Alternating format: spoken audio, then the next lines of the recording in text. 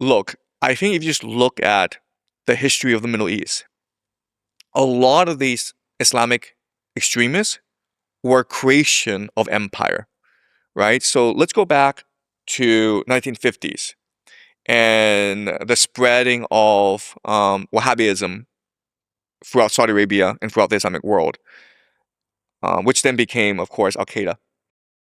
Well, if you go back to the 1950s, this was heavily encouraged by the Americans and the British for three reasons, okay? The first is that America was at war with the Soviet Union in the Cold War, right?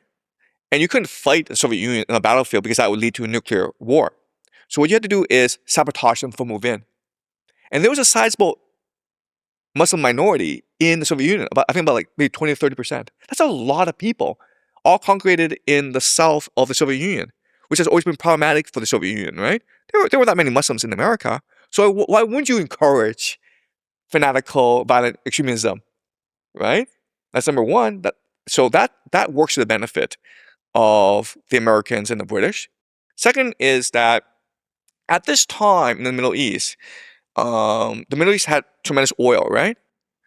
And there were certain movements in the Middle East that would counter the power of the Anglo-American Empire. These included nationalism, these included pan-Arabism, and included socialism. So you go to Iran in 1950s, where they democratically elected a leader who wanted to nationalize the oil industry rather than just give it for free to the British, right? And so nationalism and socialism were problems for the Americans and the British. So what do? Well, you promote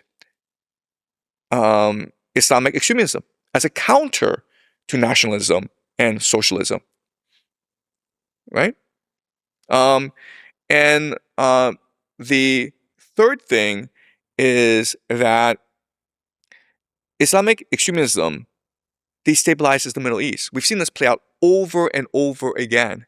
And so how does this instability help America and Britain? Because it stabilizes Israel, right?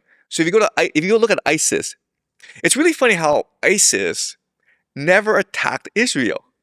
You would think that these Islamic extremists would hate Jews the most.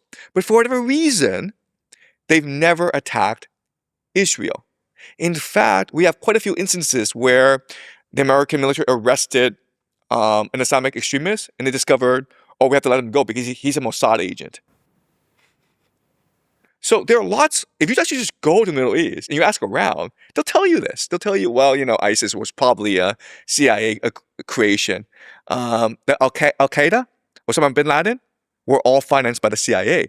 Because remember, they went from Saudi Arabia to Afghanistan to become Mujahideen, to fight the Soviets. And so the CIA financed all this.